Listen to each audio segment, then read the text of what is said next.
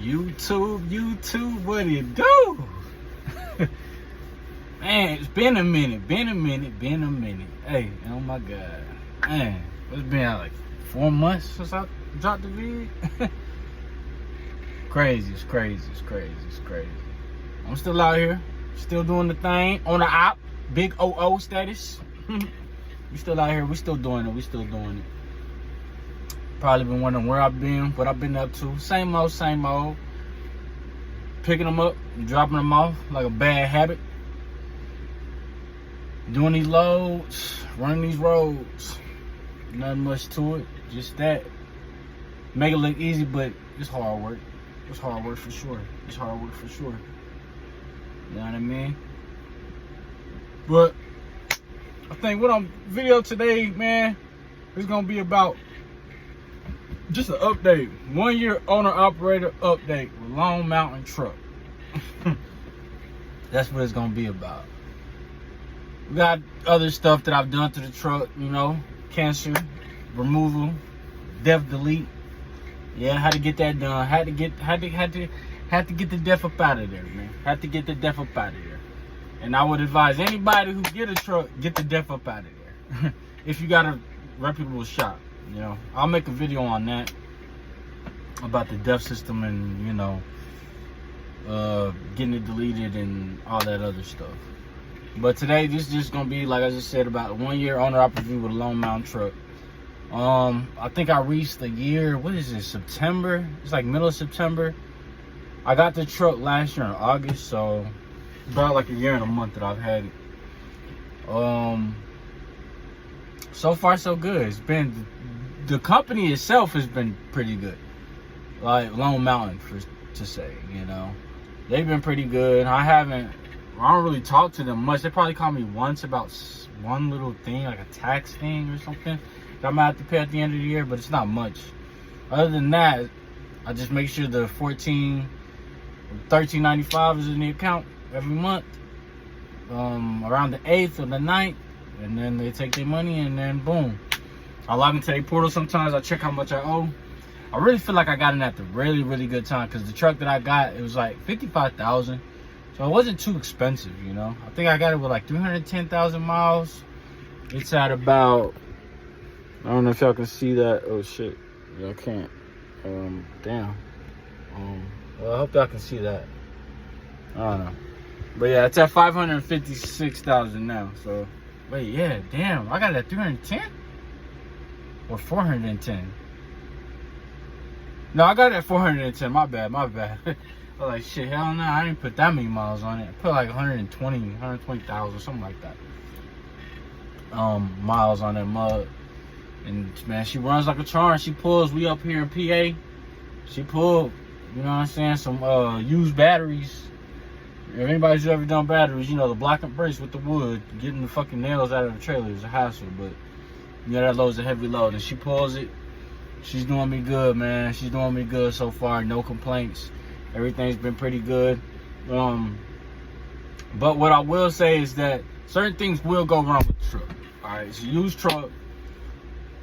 You got it with 410,000 miles, so it's been pretty broken into, but not you know what I'm saying, not too used. You know what I mean? Because at least most trucks can at least get to 700,000. You know what I mean? Before you get any major component failure, if not a million, if you're able to take care of it. You know what I mean?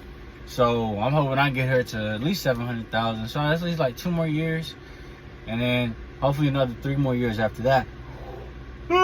Excuse me, guys. To $1 million. You need to take a nap here pretty soon. Yeah, because of the 2-year warranty, the warranty is still on there. Obviously, if you delete your truck, though, it's kind of iffy. I've heard it's hit or miss. You know, some dealerships might let you still bring the truck in there to get it worked on. Some probably won't. I don't. You know, I have a mechanic that I use, a local mechanic, that I use when I'm at the house, and he's the one who told me to get it deleted, because I had a sensor that went bad. I came back from vacation in July, and I brought it to him, and it took him like a whole day, and he was like, man, Frank, just delete it. Like, it took him a whole day to try to diagnose it, and he still couldn't diagnose it. I think he just really wanted me to delete it. But he couldn't diagnose it. And he was like, man, just delete it. You know, I'll do it. I do the deletes and whatever. I'm like, all right, man, fine. He's a Hispanic guy. Out of Texas, Dallas, Fort Worth area. I was like, all right, man. And he deleted it, and it's been like 3 months so far, and no main problems. A little buggy here and there, but they kind of work themselves out. Kind of buggy, but still runs pretty good. And no more knock sensor, no more paying for DEF. You know, that DEF is like $100 a week. So in 6 months, you know, that's what it cost me $3,000 to delete it. So if I was paying like $100 in DEF every week, that's $400 a month. Was I paying $100 a month? A week? I think I was. I think it was $100 a week or $100 a month. It's $100 a week. So $400 a month, 4, 8, 12, 16, $2,000. Right. Yeah, 4, 8, 12, 16, $2,000, and then 4, 8. So that's 2,800. So in about 7 months, the delete would have paid for itself just in DEF savings alone. And you gotta also add in. Hold on, some guy's over here talking to me. No, I don't know what he wanted. He's trying to give me something for free or something. Some weird stranger. Don't take candy from strangers. You know, us men, we gotta be safe out here too these days, man. You never know these people what they want from us and trick us into something. Anyways, yeah. So about 7 months for the DEF to pay off. Like, he got to delete it too. He got all that black smoke on his. So about 7 months. That's one way to know somebody got to delete a truck. When they had that black smoke on a trailer. My pipes on my International, they're on my exhaust pipes are on the ground, so you can't really ever see that. But I don't know. Anyways, yeah. So about 7 months for it to pay off itself, just in DEF alone. Let alone, you're also saving on breakdowns, because you're never gonna have no SCR, no D-rate breakdown again. The only thing that'll go bad, things have gone bad since I had the delete, but it hasn't been anything related to the after treatment system. So that's a big deal saver. So you know, that's just being an owner operator, man. Things are gonna go wrong. Just make sure you have that money saved up. When, you know, breakdowns do occur. They don't occur that often though, you know. As long as you check your stuff, check your tires, you know what I'm saying? You with your truck a lot of the time, so you'll know when something sounds different or when something sounds off. You might need to get that checked out. Make sure you get your PMs. I usually get mine done from 20 to 25,000 miles. So I know guys who get them done at 10,000. I feel like 10 to 12, 10 to 15, that's way too soon. You'll just be spending money. You'll just be dishing out money that you don't need to. 20 to 25,000. Maybe every once in a while you may be able to push it to 30 if you're just trying to, you know, stay out for like a 60, 30-day run, and, you know, but you really shouldn't reach that, because I mean, I only average around 24 to 25 100 miles a week. So you're not doing that many miles a week anyways. I usually do 4 weeks on, 1 week off, but I'm on like a 60-day run right now, and I'm almost done.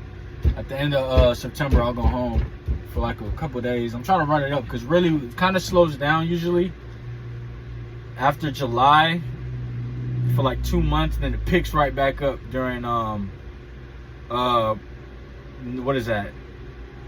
October, leading into October, November, December, January, February, it picks back up again, and then after February, it'll slow down again.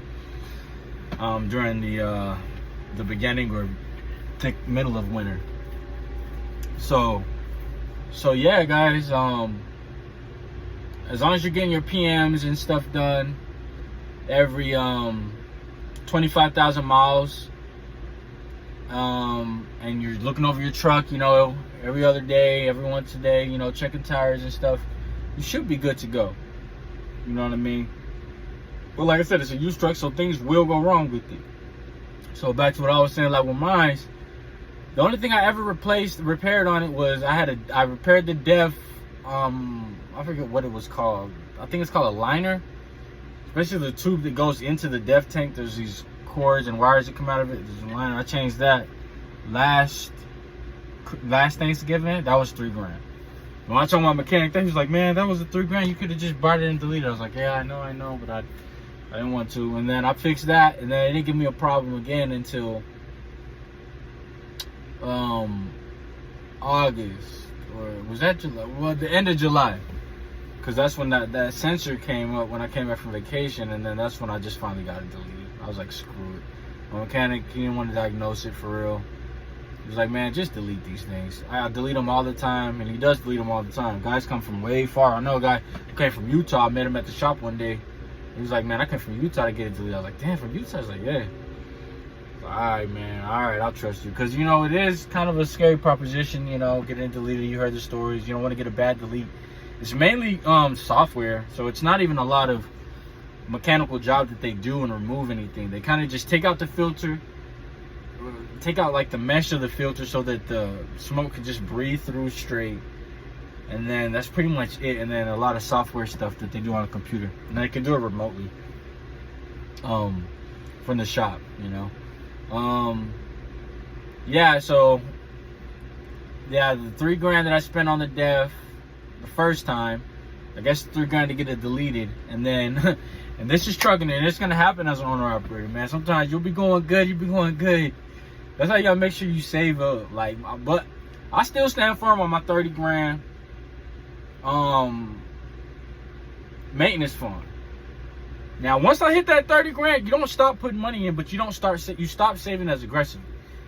You can start saving now for your down payment on your house, or your down payment on your trailer, whatever, your double wide, whatever it is that you want to buy. You can, after you got that 30, then start putting like $200 a week.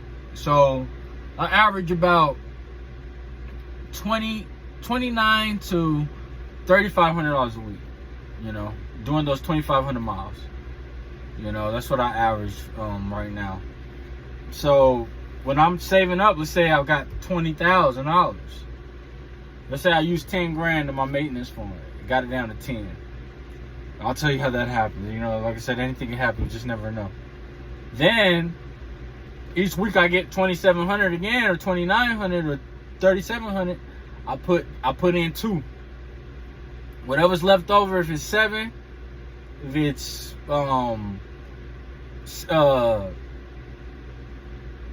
17, or if it's 15, or if it's 12, then I keep that to myself, and I use that and divvy it up however I want to put it into whatever. I put it into crypto, I put it into stocks, or if I'm just putting it into savings, if I'm saving now for something else. Until it gets to that 30,000 again, I'm still putting in $2 grand a week, $2 grand a week. And you prorate it. You know, if you get a week where it's not as much, you put in 15. But, you know, like I said, if you're averaging, you know, $2,700 to $3,700 every week, you can put $2,000 away, and $700 a week is more than enough cash. Because mind you, you still have that 30 grand. That's still money for the business, the sustainability of the business. But lo and behold, something does happen, you can always pull for that, for a bill here and there. But, you know, you should, $700, man, come on, $700 every week. That's like, you know, 2,800, 7, 14, 21. Yeah, it's like $2,800 a week still. You know what I mean? A month, sorry, that you still have after putting away 2, 4, 6, almost $8,000. So you still have a good, you know, chunk of change that you can use on your personal stuff. So basically, yeah, once you get it to that $30,000, then just put in like $200 to $500 a week. You can stop saving as aggressive. Then you can start putting in that money to other things. You know what I mean? And that's pretty much what I've been doing. So, and it saved me good. Like I've never, but I still do have, I have my 30,000 maintenance fund. And then I also still have like a $9,000 credit card, and then I have another, I think, $8,000. So maybe like another like 18 grand in credit that I still have. On top of my $30,000 in Maine. So if something does happen, what I usually do is I'll use my credit card, because mind you, your credit card, you'll get those points, man. If you're spending like 10 grand, man, you might as well get that in points. You know what I mean? And then it's always good to spend the credit first, and then keep your liquid cash just in case, because your credit, you can always still just make those monthly minimum payments and not default on the loan, right? And still you'll be having your $30,000 in liquid cash just in case something else arises, right? You know, okay, well, worst case scenario, I got money to pay off this credit card, right? Worst case scenario, if I max out this card, I still got $30,000 in case another problem. I still got my cash. I'll still be in business. So that's what I do. Like I said, a year in, it's been working pretty good for me. Like I said, 30 grand in the account. You know, we're making money out here, man. Like I said, I book my own loads. The company I'm with, I'm still with the Russian company out of Chicago. I never go there. You know, they gave me the trailer last February. I've been out here, you know. I pay like $600 in fees, and at 10%. You can't beat that, man. I pay 10%. They only charge me 10% of the rate. I book my own loads off DAT. There's no, you know, stealing. And that's why I book my own loads, because I want to make sure that I'm getting the full rate that I'm that's not taken from me. And that's how I know, because I book my own loads. So I book the rate with the broker. He sends the rate con to the email of the dispatch. Dispatch forwards me the email once he signed the rate con. Simple. Money's been good, on time, every week. Like, I think I'm gonna end up being with this company forever until I get my own authority. You know what I mean? Like, it's been good. They've been good to me. You know, we started off kind of rough, but that's with any company. You're gonna, you know, feel each other out, get used to each other, certain things. You gotta especially, you know, with the Russians, you gotta let them know, hey, I'm not Tom, Dick, and Harry, man. I know what I'm doing out here. You're not gonna get much over me, if anything at all. And if you try to, we're gonna have to talk about this like men. You know what I mean? Like, why are we, like, let's just do honest business. That's what we're doing. You know, this is what we agreed to. Let's do honest business. So, so far so good, man. I need one more year and a half, save up this money, get my little house, and, you know, just keep consistent out here, man. People have been, you know, saying, oh, trucking's this and that, man. Trucking's good, man. Trucking's good. Trucking's still good. You can still make an honest, pretty good living out here. Like I make good money, man. Like $3,500. I know there's people who make more, and I know there's people who make less. But I'm consistent with mine. So mine is hitting like clockwork. As long as I'm out here, I'm getting that $2,900 to $3,700. Really, I'd say average $3 grand every week. So you do the math. 3, 6, 9, 12. $12,000 a year, a month. If you only work 10 months, like I said, I don't work every month. I'm not gonna work 12 months out the year. I'll probably take off 8 weeks, so 2 months. Take that out. 10 months times $4 grand, $12,000 a month. That's $120,000. Man, come on, man. Doing only 2,500, 2,600 miles a week. Come on, man. Sign me up for that. Every day and twice on Sunday. Sign me up. Where do you want me to sign for that? Give me that. You know what I'm saying? Making decent money out here, man. Still paying all my bills. Like, man, everything's going good. So a year in, and I would still recommend Lone Mountain. It seemed like a pretty good. The truck they gave me was decent. Like, it didn't break down until like, it didn't even break down, but it didn't give me a problem until like 8 months. So imagine, like, 8 months without a problem. That's enough time for you to stack up a good amount of money. And even if something does come up, you have enough money to pay for the problem. Remember, it's a truck. Doesn't matter if it's brand new, off the fucking assembly line. Something gonna happen to it eventually. Like, we drive these things, man. 8 hours, 7 hours a day, day in, day out. You know what I'm saying? So, and the roads on these, boom. I mean, some of these roads be hitting like, my goodness. I'm glad she doesn't break apart the way some of these roads are built, man. In the United States, it's just crazy. But definitely a good company. Definitely would still recommend being an owner operator. You just have to be disciplined. Save up your money up until a certain amount. And we went over that. Oh, before I forget, yeah. So the problem. So yeah. So this is business. Business. Something's always gonna go wrong. That's just business. So whenever you want to become an entrepreneur, you're signing up for problems. You're signing up to be a problem solver. If you don't want to be a problem solver, just stay a company driver. But if you want to be an entrepreneur in any business, just know what you're signing up for is problems. You're signing up to figure out problems, but you're also signing up for freedom, and you're also signing up for making money on your terms and having a much more higher ceiling of earning potential.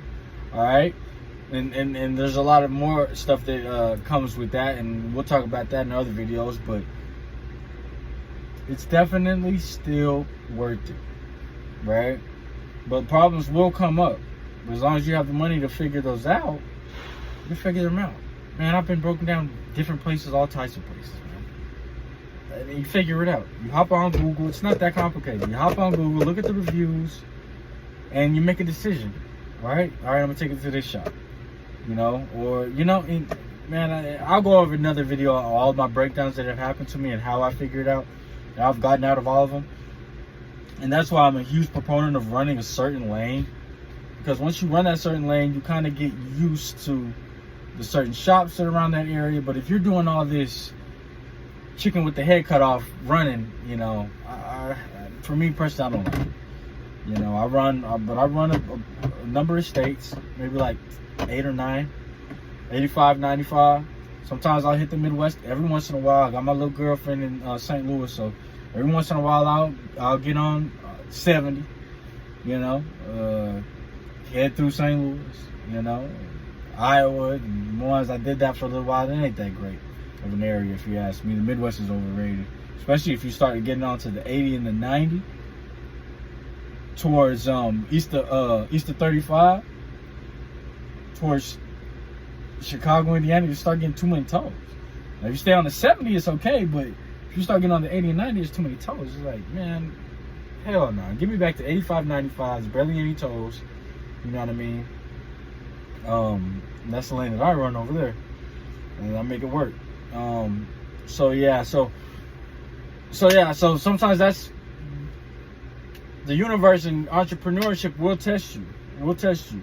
Certain things will happen, and then certain things will happen after another. So for example, when I changed my DEF, I spent $3,000 on my DEF. Fixed that part, right? Did one load. I think maybe like 3 loads after that, my starter went out. Now, mind you, my starter went out, but when my starter went out, my truck was already giving me problems kind of turning over, right? So, like, sometimes I would turn it over and it wouldn't turn. Like, you would hear the motor spinning. I think it's called a solenoid or something. You would hear it spinning, but it wasn't connecting to where it can, fire up the engine. So I was like, yeah, but it was to the point where if I do it like 3 or 4 times, click, do it like that, not trying to start it, but turn it off like 6, 7 times, it would eventually fire right up. So I was like, you know what? It's all right. She just needs a little loving every now and then, for it to crank up. So that's what I was doing with it, and eventually it crapped that on me. Crapped that on me after I already spent the $3,000. So I was in Iowa. I had to hop on the Googles and find a shop. I found a mobile mechanic who came out and replaced my starter. That was like $1,800, $1,500 for him to change my starter. in a it was in a parking lot. Luckily, I was on the side of the road. Thank God, you know, I didn't break down on the side of the road, so I was able to. He was able to change. I was in a lot where a place that I had delivered to before. I was shutting down there, and I had the load to pick up the next morning. Definitely had to cancel that load, so I had to change my starter. That was $1,800. So once I changed my starter, I think one more load after that, my I'm driving on the highway from dropping off a load, coming down, my battery light comes on my truck, on my dash. The battery light. I'm like, battery light. Well, first I'm looking at the voltage, you know, on my dash. You know how the voltmeter, you can have certain things that you can look at while driving, and you know, usually 4.1 volts is, you know, the normal. Most drivers know 14.1 volts is the normal voltage that a truck has when it's running. So I'm like, all right. I'm like, man, why is it going down to 13.9? I'm like, that's weird. I've never done that before. You know, and obviously, as every driver knows, you know, certain things when they've never done that before, you know, you're hoping that it's none, but you probably know, like, yeah, this never happened before. It's probably something wrong. So I'm like, you know what? Let me get to this load, pick this load up, and hopefully, maybe it'll work itself out. You know, I'll hit a bump and it'll get better. Wrong. So I crank it up, it cranks, you know, because I just got the starter fixed, it cranks, but then I'm driving and it's not building up charge. So I'm thinking maybe it's the alternator, and it's not getting no charge, or maybe the battery's bad. So boom. Luckily I was close to a TA. Mind you, I never like it going to TAs or whatever. Luckily this one was in it was like Kansas. I think Hayes, Kansas. I forget. I need to leave them a review because it's been, you know, about couple of months since they replaced my alternator and battery, and they did a good job. Because I hate going to those TAs. I'd rather go to another shop, like just an actual shop. But this TA had pretty good reviews, and I was like, man, I was in a rock and a hard place. Like, man, screw it, I gotta get it done.